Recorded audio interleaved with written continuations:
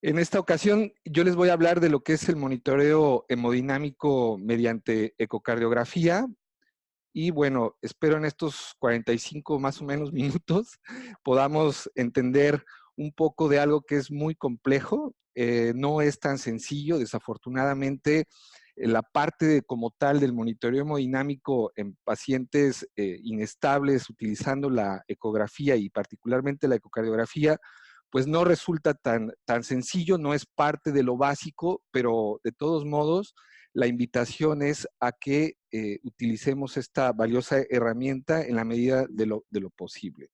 Déjenme ver si puedo pasar no sé por qué no pasa no sirve ya está.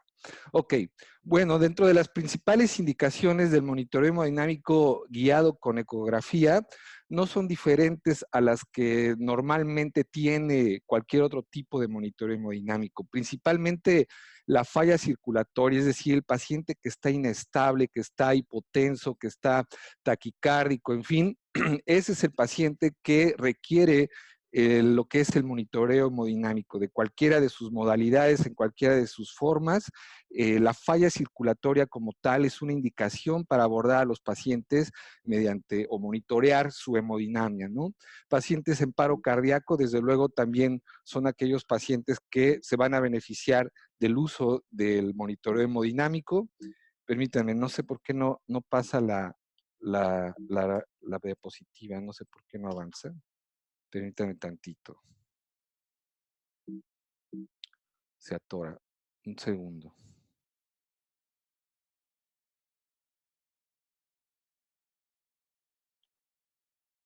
Ok, parece que ya.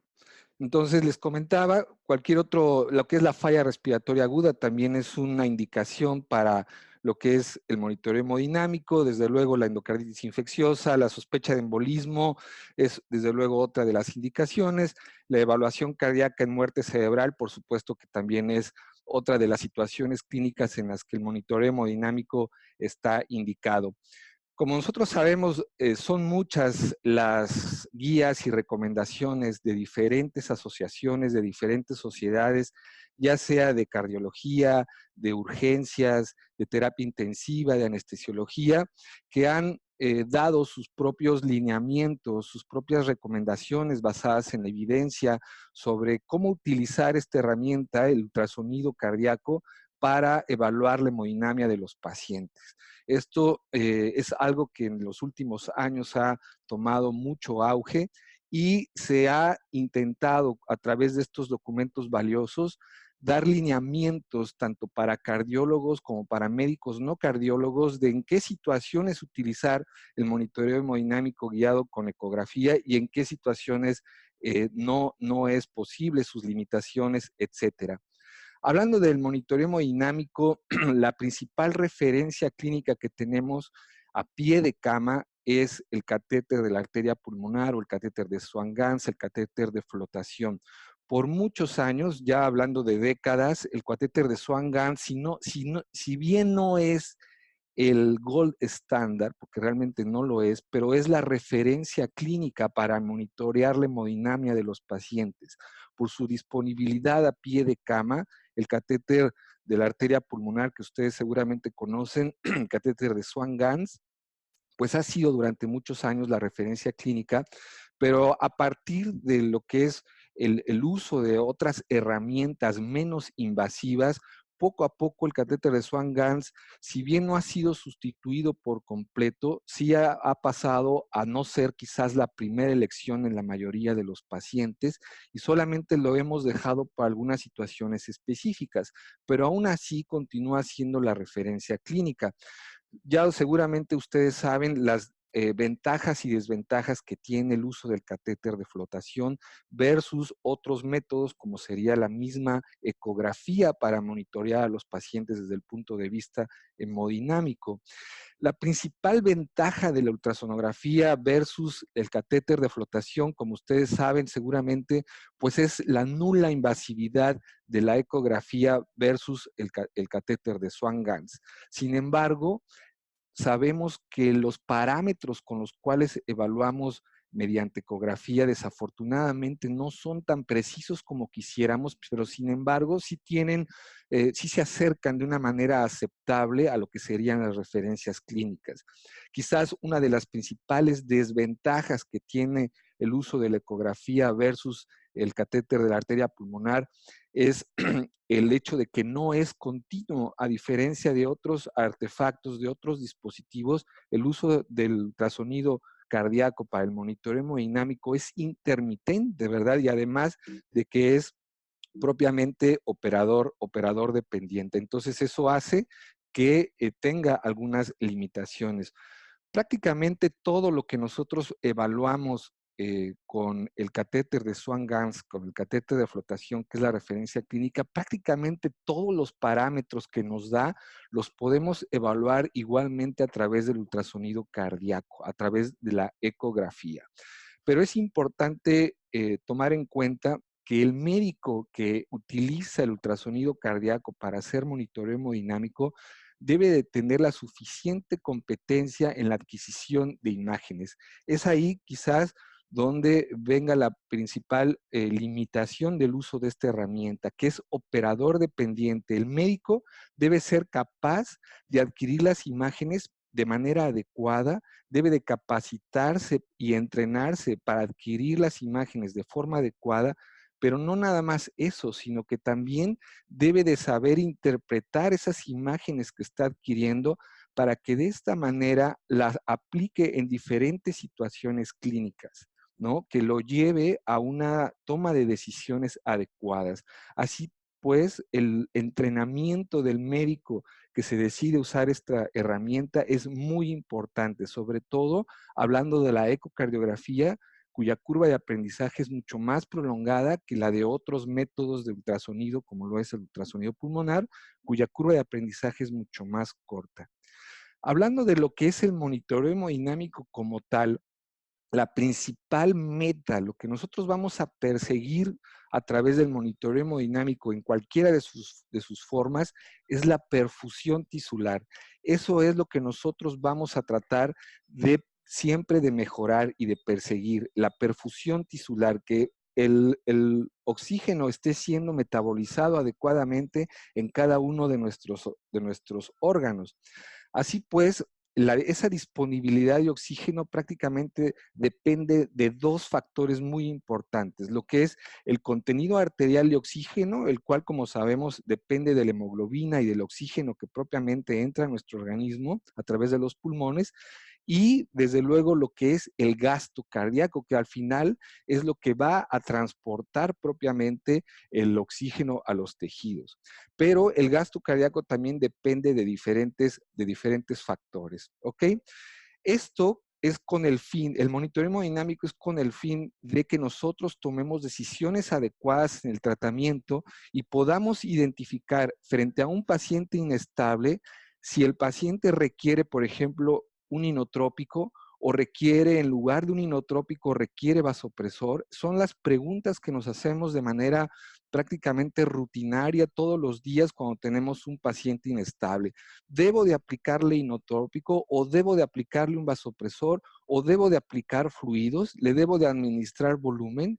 Son preguntas que nos hacemos continuamente en los pacientes inestables y que el monitoreo hemodinámico trata de respondernos. Esa es principalmente la finalidad de estas herramientas, que nos ayuden a diferenciar qué tipo de choque o cuál es la causa que está llevando al paciente a la inestabilidad hemodinámica, al paciente que tengo frente a mí en la cama de urgencias o de quirófano o de terapia intensiva. ¿Qué es lo que requiere? ¿Requiere un inotrópico, requiere un vasopresor o requiere volumen? ¿De acuerdo? Entonces, el monitoreo hemodinámico en cualquiera de sus formas, estas son las respuestas que nos trata de responder. Pero, bueno, pues la evaluación propiamente de lo que es el gasto cardíaco y por lo tanto del volumen sistólico, por medio de la ecografía, hay que saberlo realizar. Y el primer paso que debemos de hacer cuando nosotros intentamos evaluar el gasto cardíaco mediante ultrasonido es obtener una imagen que le llamamos eje largo paraesternal, que no me voy a detener, puesto que el cómo adquirirlo es motivo de otra charla o incluso de varios cursos.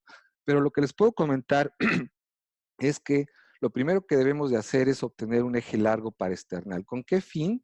De obtener y de medir lo que le llamamos el tracto de salida del ventrículo izquierdo, que es esta parte que ustedes ven aquí, ¿verdad? Y que nosotros la vamos a medir ya sea en centímetros o en milímetros a mitad de la sístole.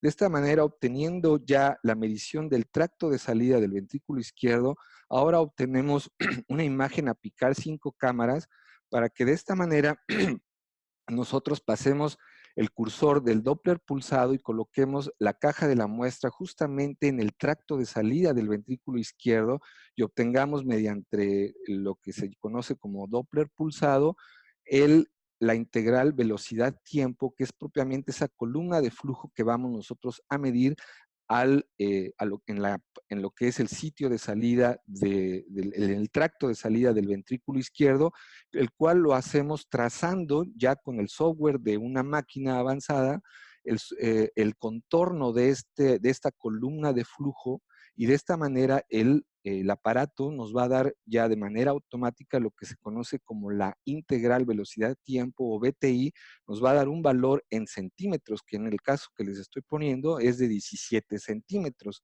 Obteniendo ya estas dos mediciones, la que es el tracto de salida del ventrículo izquierdo y propiamente la integral velocidad-tiempo, ahora nosotros podemos obtener, tomando en cuenta o asumiendo que es un círculo o que es un cilindro el tracto de salida, obtenemos su área, como lo aprendimos desde la primaria, utilizando el pi, la fórmula de pi por radio al cuadrado, etcétera.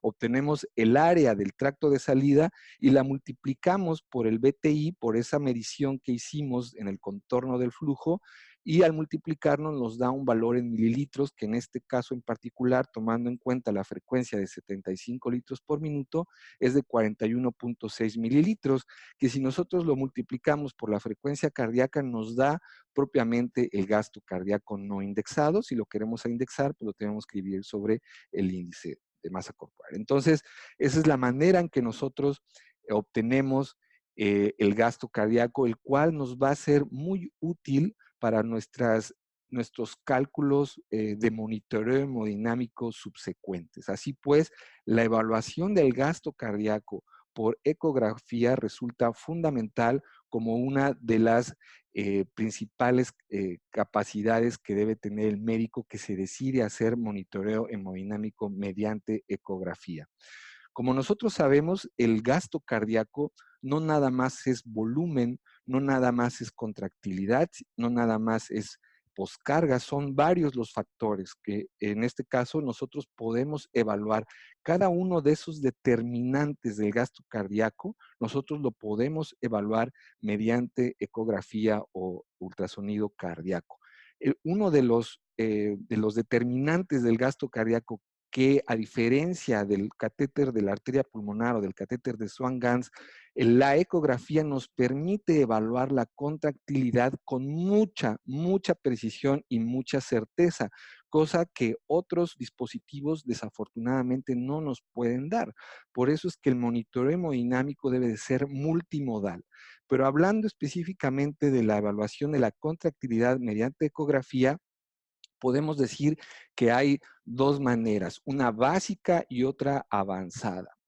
La evaluación de la contractilidad del ventrículo izquierdo desde el punto de vista básico, al cual no es propiamente la ecocardiografía, sino es lo que llamamos ultrasonido cardíaco enfocado, ecocardioscopía, focos, etcétera, debería de ser parte del currículum o de las habilidades del entrenamiento que cualquier médico, aún no cardiólogo, que esté en un área crítica, debe de saber realizar. Debería de ser parte de su entrenamiento obligatorio. El evaluar la contractilidad del ventrículo izquierdo y derecho debe de ser parte del entrenamiento fundamental de cualquier médico que se enfrenta a pacientes graves, aún no siendo cardiólogo. ¿de acuerdo? Y esto es una evaluación meramente cualitativa, no es cuantitativa, es una estimación visual. El aprendizaje a través de la estimación visual de la contractilidad de las cámaras del corazón, del ventrículo izquierdo, del ventrículo derecho, la curva de aprendizaje no es tan prolongada. Así que el médico debe de entrenarse en la evaluación visual de manera mínima. Vaya, tiene que hacer al menos un curso, debe llevar un entrenamiento para evaluar y hacer una estimación visual básica de la contractilidad en los pacientes graves. Así pues, forma parte de la evaluación básica que todo médico debe de saber realizar. Y bueno, desde luego está la parte avanzada, lo que ya se conoce como ecocardiografía crítica, utilizando ya mediciones propiamente o usando ya evaluaciones cuantitativas, que es lo que hace propiamente un ecocardiografista. El médico no cardiólogo también está llamado de alguna manera a entrenarse en evaluar la función contráctil del ventrículo derecho y del ventrículo izquierdo de manera avanzada. Hay, digamos que dos maneras en forma avanzada principales o más importantes de evaluarlo. Uno es en forma unidimensional, que es únicamente haciendo mediciones de los diámetros en telediástole, en este caso del ventrículo izquierdo, tanto en telediástole como en sístole, y a través de algunas fórmulas nosotros podemos sacar la fracción de eyección, por ejemplo, en el caso de la forma unidimensional a través del método de Takers, cuyo valor es arriba del 60%, o bien una fracción de acortamiento, que ahí tienen los valores normales, o bien algo que se llama MAPSE, que es la excursión sistólica del anillo mitral, cuyo valor normal es arriba de 11 milímetros. Todos estos métodos son unidimensionales, es a través de mediciones, pero que sí, a pesar de que pareciera sencillo, requiere un muy buen entrenamiento para poder adquirir las imágenes de manera adecuada y no caer en mediciones erróneas. Por eso forma parte del ultrasonido cardíaco avanzado, de la ecocardiografía crítica, pero avanzada. Y de manera bidimensional, que desde luego también los ecocardiografistas lo hacen y que un médico que se capacita de manera adecuada puede llegar a hacer, es el método, digamos, más utilizado para calcular la fracción de eyección del ventrículo izquierdo, que es el método de Simpson, que es a través del trazo del contorno propiamente del ventrículo izquierdo y obtener a través del software que te da la máquina los volúmenes telediastólicos finales y volúmenes sistólicos, y de esta manera a través de una ecuación sacar propiamente la fracción de eyección del ventrículo izquierdo, que como les recomiendo se requiere un entrenamiento mucho más avanzado que el entrenamiento básico. En nuestro grupo, en nuestra asociación, damos al menos una vez por año un curso de ultrasonido cardíaco básico enfocado para el médico no cardiólogo, para que aprenda de manera visual, de manera cualitativa, a evaluar la función contráctil, la cual, como les comento, es parte importante de la evaluación hemodinámica, puesto que es una de las variables que determinan el gasto cardíaco y que otros métodos no nos dan de manera tan precisa como lo es la ecocardiografía.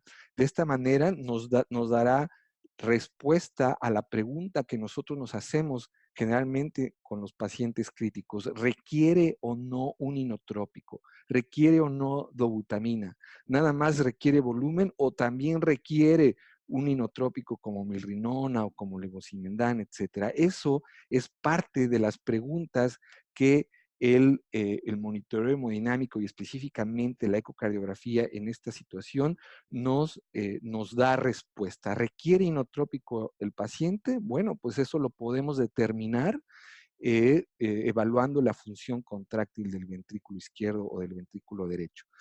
Otro, Otra determinante muy importante del gasto cardíaco, como ustedes saben, es la precarga.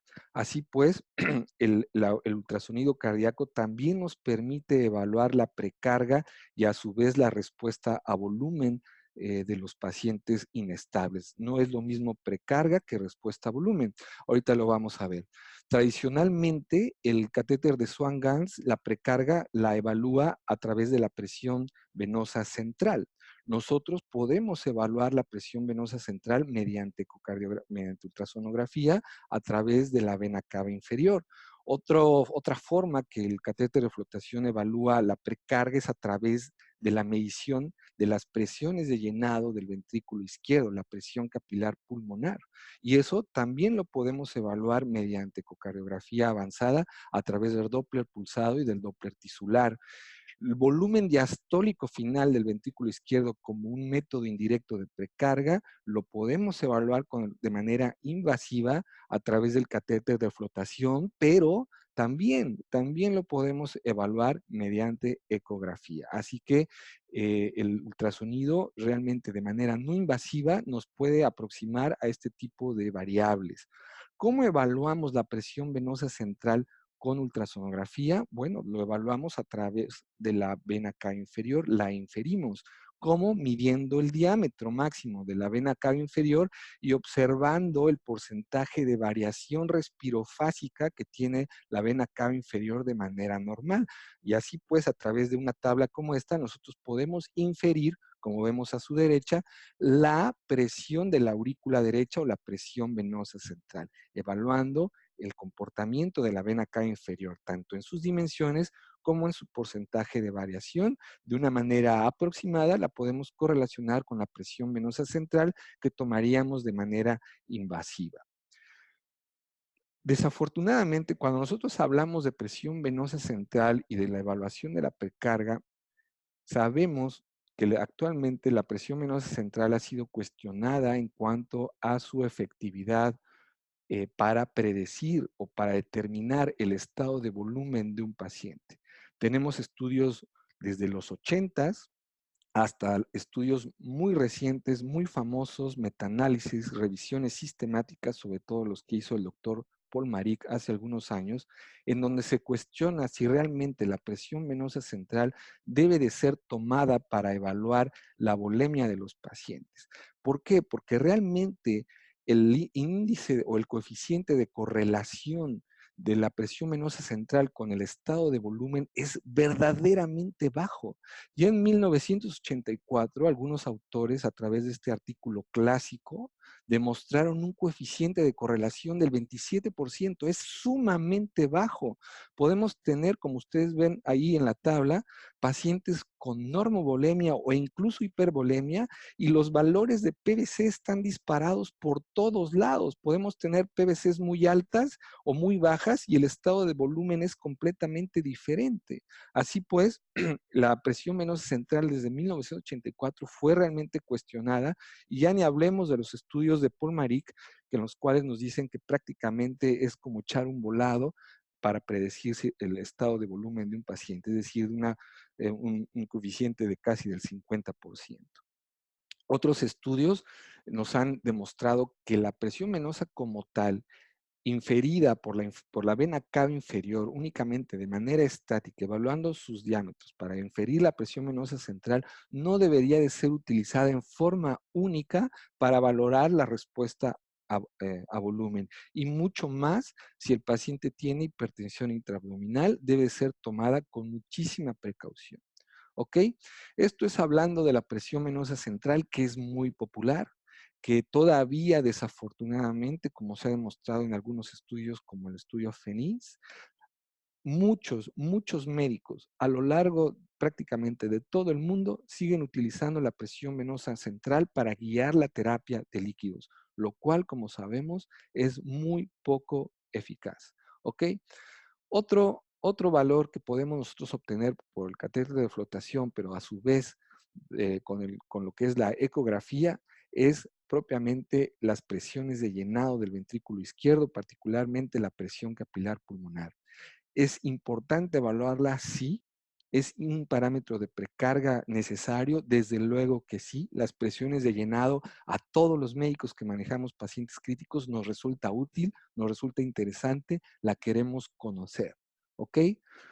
En el caso de la ultrasonografía, de la ecografía, la obtenemos a través de lo que conocemos como Doppler pulsado, evaluando la función diastólica, obteniendo la onda E de early diastole, o sea, de diástole temprana, y a través si el si el aparato lo permite, mediante Doppler tisular, midiendo las velocidades precisamente del anillo, tanto a nivel del anillo mitral, tanto a nivel septal como a nivel lateral, y obtenemos estos valores y obtenemos un coeficiente. Si este es, o una relación, si este es menor de 8, decimos que la presión de llenado no está elevada, la presión capitular pulmonar no está elevada.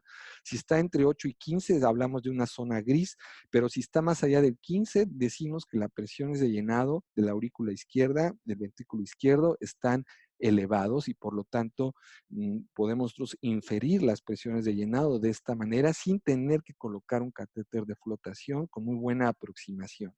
¿Ok? ¿Cuál es la desventaja? Bueno, pues que la zona gris en la cual nosotros nos podemos enfrentar, que no sabemos exactamente si estamos para un lado o para otro, y por eso, bueno, pues tenemos que utilizar a veces otros parámetros. Como les comentaba, la evaluación de la precarga no es igual a la respuesta a volumen. No es lo mismo medir precarga que predecir que un paciente va a responder a volumen, por lo cual cuando nosotros hablamos de administración de líquidos, cuando nosotros hablamos de respuesta a volumen, debemos de conocer lo que llamamos la curva de Frank Starling, que ha sido descrita desde hace ya varios años, que es la manera en cómo se comporta el ventrículo izquierdo con los diferentes cambios de la precarga. Seguramente esta gráfica, esta curva, para ustedes les resulta ya familiar porque es algo que aprendemos desde nuestra facultad en las clases de fisiología. ¿Qué es lo que tenemos? Bueno, en la en el eje de las X, la variable independiente, que es propiamente la precarga del ventrículo izquierdo, que puede ser el volumen diastólico final, que nosotros de alguna manera manipulamos al administrar volumen a nuestros pacientes, cargas de líquidos. Eso es lo que nosotros manipulamos de manera independiente, y de manera dependiente tenemos en el eje de las Y el volumen sistólico o el gasto cardíaco. Si ustedes recuerdan la curva de Frank Starling, que, insisto, es parte de lo que cualquier médico debe de conocer antes de administrar volumen. No podemos decir o no podemos dejar que alguien, llámese un interno de pregrado, el médico urgenciólogo o incluso nuestras enfermeras, administren volumen al paciente si no tienen en mente el concepto de la curva de Frank Starling. Debería de estar prohibido que un médico administre volumen si no conoce al menos lo que es la curva de Frank Starling y cómo se comporta. Simplemente recordarles, cuando nosotros manipulamos la precarga en el eje de las X, administrando volumen, la respuesta normal esperada es que el volumen sistólico del paciente aumente al menos un 12% del basal. Eso es lo normal. Eso decimos que el paciente se encuentra en la porción ascendente de la curva de Frank Starling. Esto es normal. Todos nosotros deberíamos estar en esta porción de la curva de Frank Starling. Es decir, todos ustedes allá en Perú y yo aquí en México, y Pavel, si todavía me escucha, y el doctor Alejandro, si nosotros le administramos volumen, lo esperado de manera normal, si no tenemos ninguna patología, es que aumente el gasto cardíaco al menos más del 12% del basal. Eso es lo normal. La curva ascendente de Frank Starling es para un paciente normal. ¿Qué pasa si nosotros seguimos administrando volumen y ya no aumenta el gasto cardíaco de más del 12%? Decimos que el paciente ahora está en la porción meseta de la curva de Frank Starling y que por lo tanto no fue respondedor a volumen. Si responde más del 12%, entonces decimos que sí es respondedor. Si no responde aumentando el gasto cardíaco o el volumen sistólico más del 12%, decimos que no es respondedor y que el paciente se encuentra en la porción meseta de la curva de Frank Starling. Si es respondedor, hablamos de una función ventricular normal. Si no es respondedor, hablamos de una función ventricular dañada. Y es muy común que nuestros pacientes de urgencias, nuestros pacientes de terapia intensiva, nuestros pacientes graves tengan la función ventricular dañada, aunque no lo hayamos evaluado. ¿En qué situación? Pues prácticamente la gran mayoría tiene sepsis, por ejemplo, y tienen algún tipo de disfunción ventricular. La misma inflamación sistémica genera rigidez ventricular. Ya no se diga los pacientes con cardiopatía isquémica previa, ya no se diga los pacientes ancianos, en fin. Se habla de que prácticamente el 50% de los pacientes en una unidad de cuidados intensivos no serán respondedores a volumen. Imagínense, tienen 10 pacientes, 5 no aumentarán el gasto cardíaco más del 12% al administrar volumen. Y yo les pregunto, ¿cuántos de ustedes han visto que se administra volumen sin tomar en cuenta esto? Que va a haber una gran cantidad de pacientes que no van a ser respondedores a volumen y que sin embargo ese volumen que administraste seguramente le será deleterio al paciente. Aumentarán las presiones de llenado, lo llevarán a una congestión hemodinámica y posteriormente una congestión pulmonar, la cual sabemos que en los pacientes críticos está ligado al pronóstico, le ocasionarás edema periférico, le ocasionarás edema visceral, edema renal, edema visceral intestinal, mayor dehiscencias de anastomosis, mayor derrame pleural, mayor atelectasias, disminución en la oxigenación, mayor edema cerebral, mayor hipertensión intracraneal, mayor hipertensión intraabdominal, por ejemplo, en los pacientes con pancreatitis, que la administras volumen de manera indiscriminada, los puedes llevar a mayor aumento en la presión intraabdominal, mayor falla renal y mayor y peor pronóstico. Por lo tanto, la administración de volumen debe de ser sumamente cuidadosa y basada en esto, en la curva de Frank Starling. Habiendo hablado de esta parte básica, espero haberlos convencido de que es importantísimo evaluar la curva de Frank Starling. Pero ustedes me van a preguntar, bueno, pues sí, ya sé cómo se evalúa, ya sé que existe, ya sé cómo se comporta, ya sé cuáles son los principios, pero me hablas de que un paciente en la porción ascendente será respondedor, pero un paciente en la porción meseta no será respondedor. Pero ¿cómo identifico que el paciente que tengo aquí enfrente, junto a mí, con 70-40, con frecuencia cardíaca de 110, va a responder a volumen y no requiere un inotrópico o no requiere un vasopresor? ¿Cómo lo voy a saber? ¿Cómo identifico? Bueno, para eso hay métodos. Para eso existen algunos parámetros que hemos dividido en estáticos y en parámetros o variables dinámicas.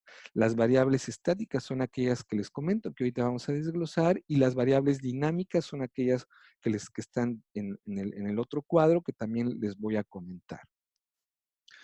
Estas variables, tanto estáticas como dinámicas, pueden ser evaluadas a través de diferentes dispositivos que tenemos a nuestra disposición en la gran mayoría de nuestros hospitales.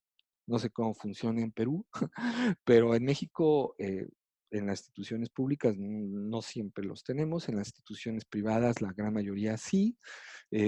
Depende mucho de la gestión de cada hospital. Hay hospitales públicos que están muy bien equipados, pero bueno, estas variables, tanto estáticas como dinámicas, pueden ser evaluadas a través de diferentes dispositivos, llámese VolumeView, EV1000, Vigileo, el mismo catéter de Swan-Ganz, Máximo, etcétera. Pero bueno, a nosotros nos compete el cómo evaluar que un paciente responde a volumen evaluándolo mediante ultrasonografía. Pues bien, la ultrasonografía permite evaluar estas variables, algunas de estas variables, particularmente las variables estáticas. Las variables estáticas, como les comenté, incluyen las mediciones de las presiones de llenado, como lo es la presión capilar pulmonar, como lo es la presión venosa central y algunos volúmenes diastólicos finales. Esto lo podemos evaluar mediante ecografía, pero hay que tener mucha precaución con las variables estáticas. Variables estáticas se refiere a números absolutos, sin ningún tipo de interacción, únicamente los números absolutos. 15 de presión capilar pulmonar, 8 de presión venosa central, tantos mililitros de volumen diastólico final, son variables estáticas. Esas variables estáticas son muy malas para predecir que un paciente va a responder a la administración de líquidos o para evaluar el estado de volumen de los pacientes. Sus porcentajes, sus coeficientes de correlación son realmente bajos, algunos incluso menores al 50%. Por lo tanto, debemos de tomar mucha precaución al medir estas variables, que como les comento, pueden ser evaluadas mediante ecografía de manera no invasiva o bien a través de diferentes dispositivos como el mismo catéter de Swan-Ganz. Esas variables estáticas deben de tomarse en cuenta con mucha reserva. ¿Ok? Por ejemplo, se ha visto que las presiones de llenado, evaluándolas como les comenté, no, realmente los puntos de corte son muy similares entre respondedores y no respondedores, por lo tanto, no, no tienen mucha precisión. Por otro lado, están las variables dinámicas, que se ha demostrado que son mucho más precisas para poder identificar en qué porción de la curva de Frank-Starling está el paciente que tengo frente a mí. Muchas, si no es que prácticamente todas las que vemos aquí, pueden evaluarse mediante ecocardiografía. No nada más con ecocardiografía, también con otros dispositivos. Pero si únicamente tenemos la ecocardiografía, las podemos evaluar. ¿Ok? El primero de estas variables dinámicas, que son dinámicas porque están evaluando la respuesta que tiene la manipulación de la precarga y el efecto que tiene sobre el volumen sistólico. Una de estas formas es el reto de líquidos, lo que la gran mayoría hace, que es administrar volumen. Trae 80, 60, pásale una carguita. Eso es un reto de líquidos. ¿De cuánto? De 300 mililitros, de 500 mililitros. Bueno, vamos a ver qué respuesta tiene administrar líquidos en nuestro paciente. Eso es una prueba muy común, una prueba válida. ¿Ok? Administrar un poco de líquido y observar su respuesta. ¿Qué ventajas tiene? Bueno, pues que es muy fácil. Es nada más ponerlo en la hoja de indicaciones, ¿no? Simplemente a mí me ha tocado que hasta la misma compañera enfermera me dice, doctor, estaba hipotenso y ya le pasé una carguita sin consultar. Es parte de las intervenciones que a nivel mundial se hacen con mayor frecuencia. La administración de líquidos y la administración de oxígeno. Estoy seguro que en las salas de urgencias, si ustedes hacen una estadística, es lo que más se indica. Oxígeno y líquidos. Es muy fácil indicarlo. ¿Ok? ¿Qué desventaja tiene? Bueno, que si nosotros realmente vamos a evaluar la curva de Frank-Starling, como ustedes recuerdan, en el eje de las Y está el volumen sistólico, la variable dependiente, el volumen sistólico, no la presión arterial, no la frecuencia cardíaca, el volumen sistólico. Por lo tanto, si yo voy a administrar volumen, de manera teórica, deberíamos de evaluar la respuesta que tiene esa administración de volumen sobre el volumen sistólico y por consiguiente sobre el gasto cardíaco. Si no lo estoy haciendo así, de ahí nada más de inicio no lo estoy haciendo de manera correcta. No quiero decir que a veces tengamos que hacerlo, ¿verdad? Sin evaluar el gasto cardíaco, pero no es lo correcto. Porque si yo voy a administrar líquidos, tengo que ver qué respuesta tiene sobre el volumen sistólico. ¿Ok? El otro problema es que de tanto hacer retos desde líquidos, de que, a ver, chécale, administra líquidos, tuvo esta respuesta, administrale, tuvo esta respuesta, lo puedo llevar a la sobrecarga, porque sí estoy administrando volumen, ¿de acuerdo? Entonces, puedo llevar al paciente a sobrecarga hídrica, ¿ok? Entonces, por eso se han ideado otras maneras de evaluar la respuesta a líquidos administrando en forma real el volumen, como sería el mini reto de líquidos, que es solamente administrar 100 mililitros de manera rápida al paciente. ¿Qué ventaja? Bueno, pues que esto sobrecarga menos al paciente, pero qué desventaja es que también requiere la evaluación, y no solamente del gasto cardíaco tal cual, sino de forma precisa, porque es una cantidad de líquido muy pequeña, o sea, 100 mililitros, y observar el impacto que tiene sobre el gasto cardíaco requiere una evaluación muy precisa. Un grupo francés ya lo intentó hacer mediante ecografía, administrando 100 mililitros de almidón, ¿ok? Y observaron que cuando el BTI, la integral velocidad-tiempo, aumentaba mayor del 10%, quiere decir que ese paciente iba a ser respondedor a la administración de más líquido, o sea, si era respondedor al líquido. Pero aquí la pregunta que nos viene a la mente es si la ultrasonografía es precisa para detectar cambios en el volumen sistólicos tan pequeños como el 10% del basal. Esa es una de las principales preguntas que nos hacemos. Ya lo hicieron este grupo francés. Sin embargo, hay estudios que nos demuestran que cambios tan pequeños en el BTI o en la integral del 10% no es posible de manera muy precisa evaluarlos con ecocardiografía. Requerimos otros métodos más precisos, como lo es, por ejemplo, el método del contorno de la curva de presión arterial. ¿Qué otro? Espero todavía sigan ahí. ¿Qué otro de las variables dinámicas existen y que podemos evaluar mediante ecografía? Pues es la variación que tiene el volumen sistólico en cada ciclo respiratorio en los pacientes que están con ventilación mecánica. Como ustedes saben, la interacción cardiopulmonar es muy importante y cada vez que el ventilador insufla y mete presión positiva a los pulmones, pues se llevan a cabo diferentes cambios hemodinámicos, cambios en la precarga que se pueden manifestar con cambios cíclicos del volumen sistólico en cada ciclo respiratorio. Digamos que se está manipulando la precarga de manera real a través del ventilador continuamente en cada ciclo respiratorio y nosotros podemos evaluar el cambio que se está llevando a cabo en el volumen sistólico en cada ciclo respiratorio.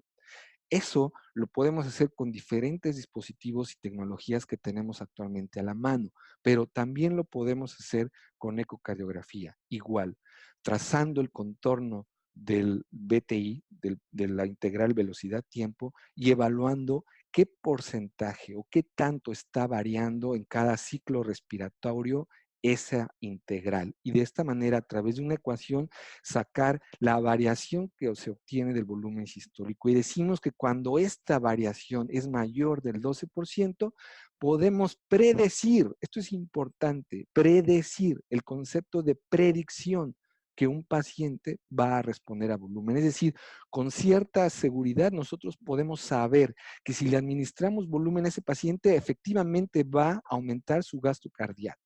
¿De acuerdo? Sin que nosotros todavía lo administremos. Podemos saberlo, a diferencia del Fluid Challenge, del reto de líquido, en el cual efectivamente le administras líquido y efectivamente observas el comportamiento o el impacto en el volumen sistólico. En el caso de este tipo de parámetros es una manipulación virtual y de esta manera nosotros podemos saber con seguridad si el paciente será o no respondedor. Si es mayor del 12%, decimos que es respondedor a la administración de volumen, ¿ok? Y de esta manera obtenemos un valor que nos permite asegurar antes de decidir la administración de volumen si el paciente lo requiere o no. ¿De acuerdo?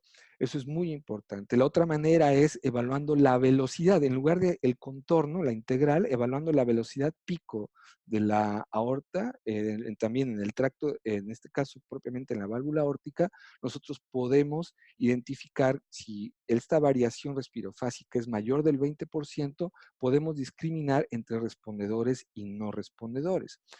Pero hay ciertos aspectos cuando utilizamos la variación respirofásica del volumen sistólico que debemos de tomar en cuenta. ¿Cuál es la ventaja?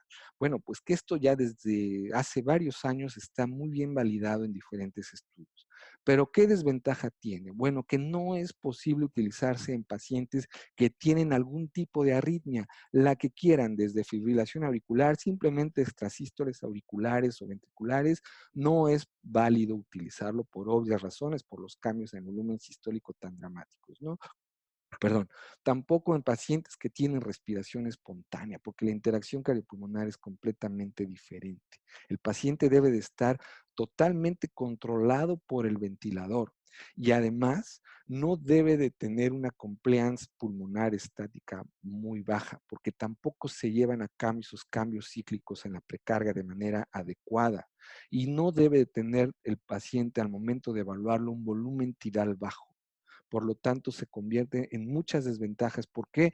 Porque la gran mayoría de nuestros pacientes, sobre todo los pacientes que tienen distrés respiratorio, tratando de llevarlos a una ventilación protectora, los tenemos con baja compliance, con bajo volumen tidal, ¿verdad? Y tienen baja compliance a consecuencia del distrés respiratorio. Entonces, son desventajas que debemos tomar siempre muy en cuenta, ¿ok? Ahora bien, ¿qué otra variable dinámica podemos evaluar mediante ecografía? Pues la variación respiratoria o respirofásica del diámetro de la vena cava inferior y de la vena cava superior.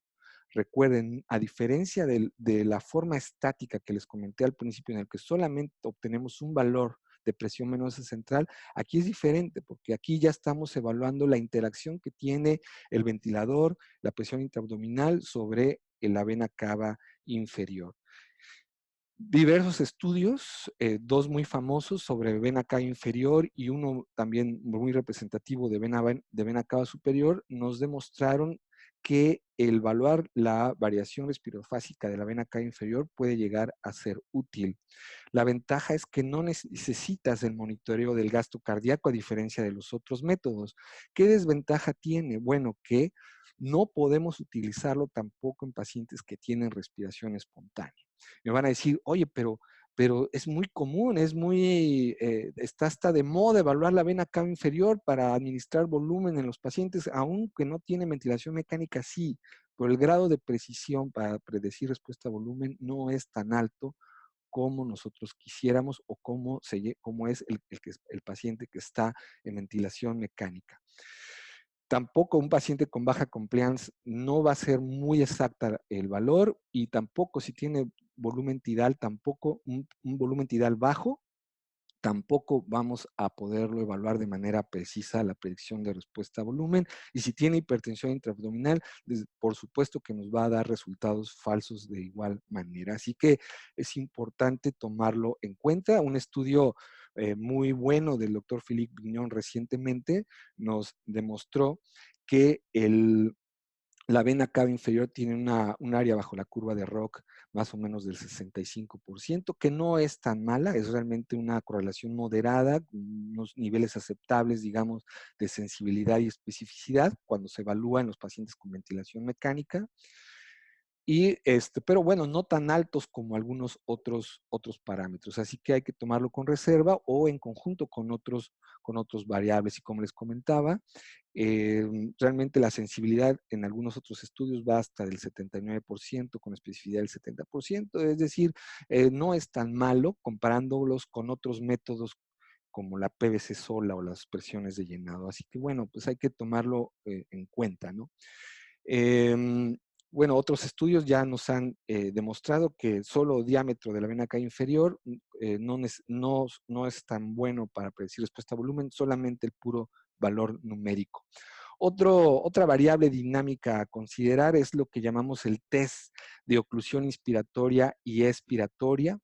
Esto fue descrito por el doctor Xavier Manet hace algunos años. ¿En qué consiste? Bueno, en que nosotros hacemos una pausa expiratoria de aproximadamente 15 segundos con el ventilador, son pacientes que están con ventilador obviamente, durante 15 segundos, y evaluamos el impacto que tiene esta maniobra en el gasto cardíaco, en el volumen sistólico. Esto es posible hacerlo al pie de cama si tenemos un ventilador que tiene la capacidad de evaluar el autopip o el PIB extrínseco a través de esta maniobra y poder ver el impacto que tiene sobre el gasto cardíaco.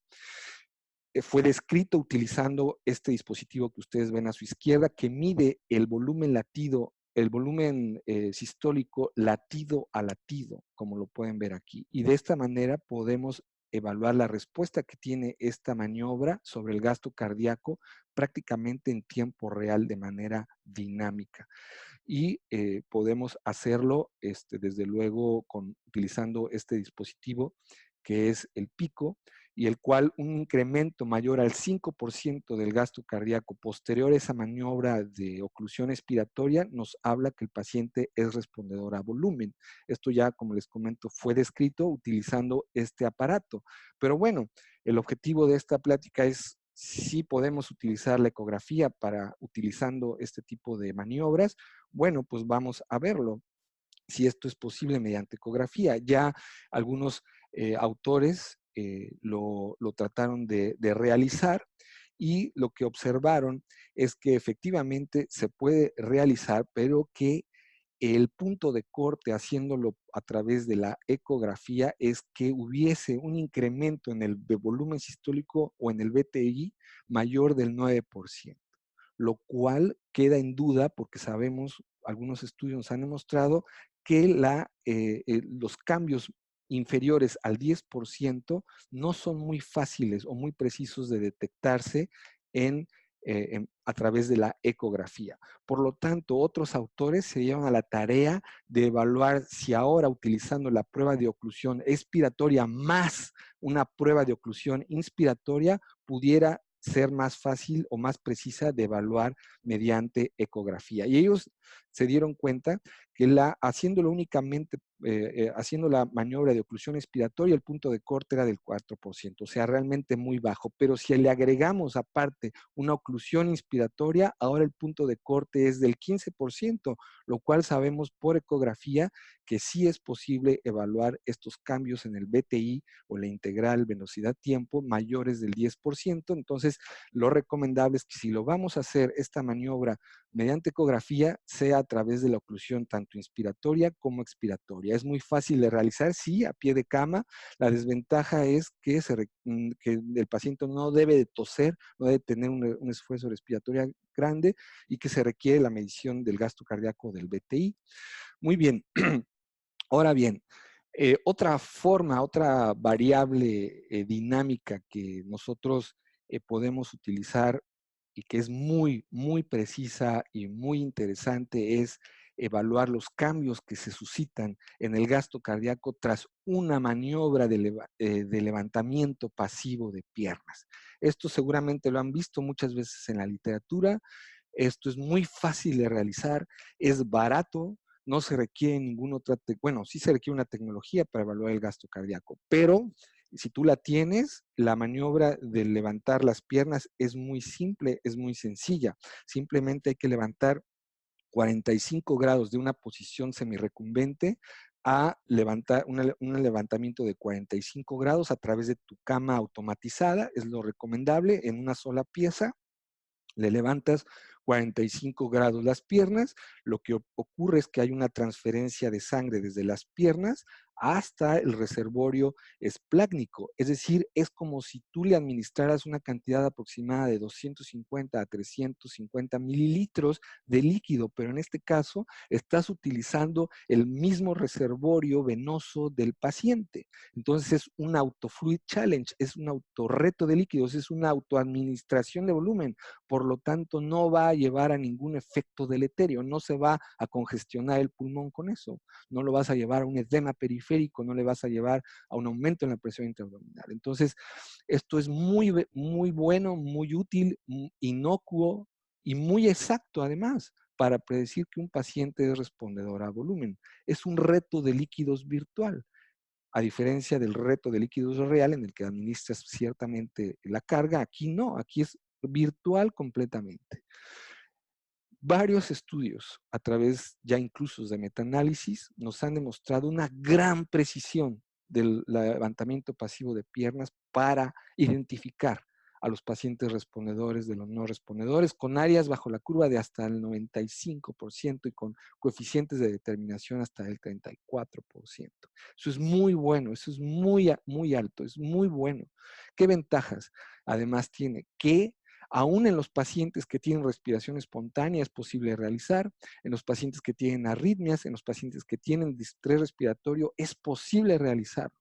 ¿Qué desventaja tiene? Bueno, que requieres la evaluación directa del gasto cardíaco. No puedes, desafortunadamente, utilizar únicamente la presión arterial, la respuesta del levantamiento pasivo observando la presión arterial. No es posible. Tienes que evaluar el gasto cardíaco. Tampoco es válido en hipertensión intraabdominal. Esto lo podemos evaluar con diferentes dispositivos, ¿verdad? Que evalúan el gasto cardíaco de manera continua. El Swan-Ganz no, definitivamente no, porque tarda más. Esto se hace en un minuto. El Swan-Ganz te da aún el gas, el que te evalúa el gasto cardíaco continuo, te lo da en varios minutos, no te lo da en un minuto. Entonces necesitamos dispositivos que evalúen el gasto cardíaco de manera continua y todos prácticamente los modernos lo hacen, ¿no?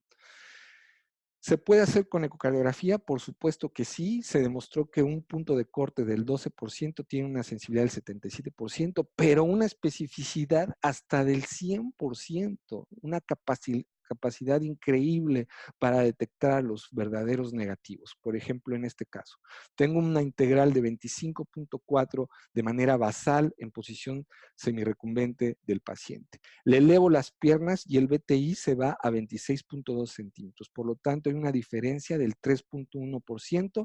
Puedo estar completamente seguro que si yo le administro líquidos a este paciente, ese paciente no va a aumentar su gasto cardíaco de manera significativa. Por lo tanto, el levantamiento pasivo de piernas es sumamente útil. Así pues, agregando otros tipos de maniobras, nosotros podemos ahora sí identificar si un paciente es respondedor o no a volumen. Lo importante es tener varios métodos, el que tú quieras, el que tú tengas, pero no administrar líquidos de manera indiscriminada. ¿De acuerdo? Todos estos métodos nos tratan de dar respuesta a esa pregunta que hacemos muy frecuentemente en nuestros pacientes en cama. ¿Requiere líquidos o no requiere líquidos? ¿Requiere inotrópico o requiere un vasopresor? Bueno, estas maniobras, estas variables, estos parámetros te ayudarán a identificar si un paciente amerita o no líquidos.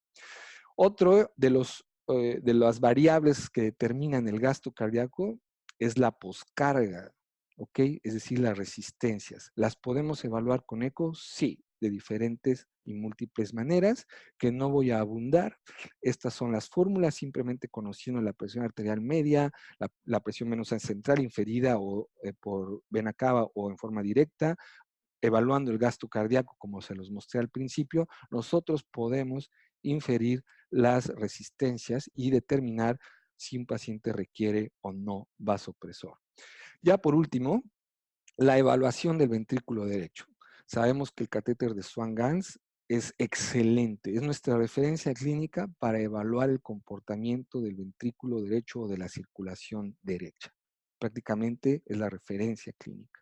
¿Ok?